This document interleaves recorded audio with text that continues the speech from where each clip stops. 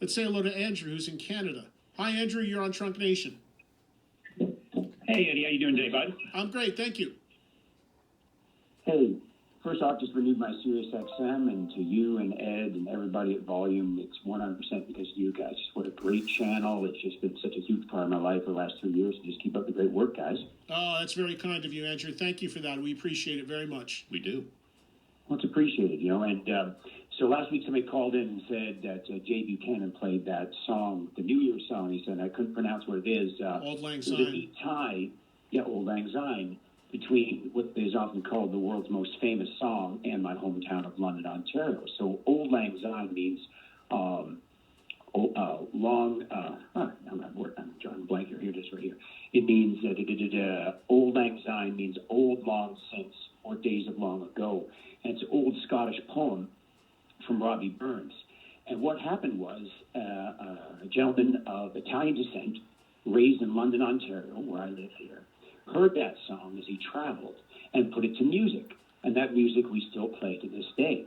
He didn't get any traction in Canada, so he moved to Cleveland, where he then put on his first radio show that got him to New York. And with you being a lifetime New Yorker, New Jerseyer, and with your family, you know that the Waldorf Astoria Hotel, for many, many years, always had the big New Year's Gala. And always the first song played at midnight was Auld Lang Syne by Guy Lombardo and his Royal Canadians. Well, he's from London, Ontario. And so it's a huge song. They feel that estimations that Guy Lombardo and his Royal Canadians sold over 300 million records between 1929 and 1977. He played at every American inaugural presidential ball, from Roosevelt to Reagan. And Life magazine had this funny quote, Guy Lombardo, the only Canadian to create an American tradition. So you're telling me, Andrew, that in Canada that song is not considered like a New Year's sort of song? Oh, it is. Oh, it is. It is. It's just that your country loved it at first, made it popular, because across Canada we would hear your broadcast as well. And as you know, even this past New Year's, always the first song when the ball drops in Times Square is the Royal Canadians version of Auld Lang Syne. That is the version we hear, led by actually Guy Lombardo and his three brothers. There's the four brothers. And he would spend the remainder of his career, obviously, in America from the 20s on.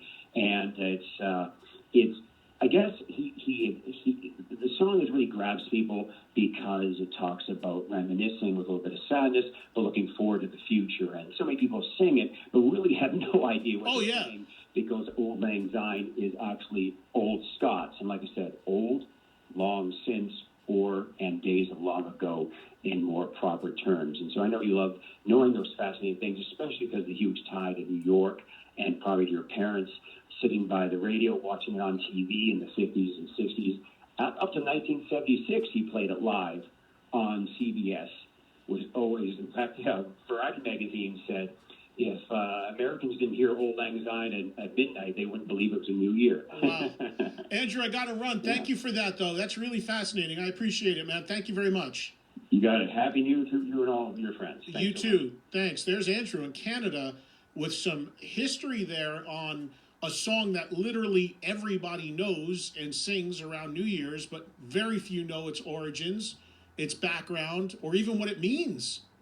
And you just got a 3-minute breakdown of it all from Andrew with its history rooted in Canada, and he's bringing it up because Jay Buchanan, who is a brilliant singer, is turned in a big-time performance of that, and then at the Patriots game singing the national anthem. So Jay is out there knocking out all the classics, man.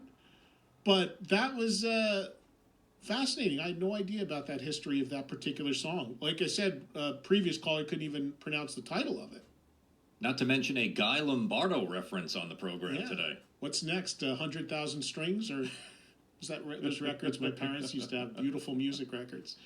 All right. Well, thank you to Andrew in Canada. 844-686-5863. 844-6-VOLUME is the toll-free nationwide telephone number as we talk rock till 4 p.m. Eastern Time. Here on Trunk Nation, we will come back with more of your calls right after this.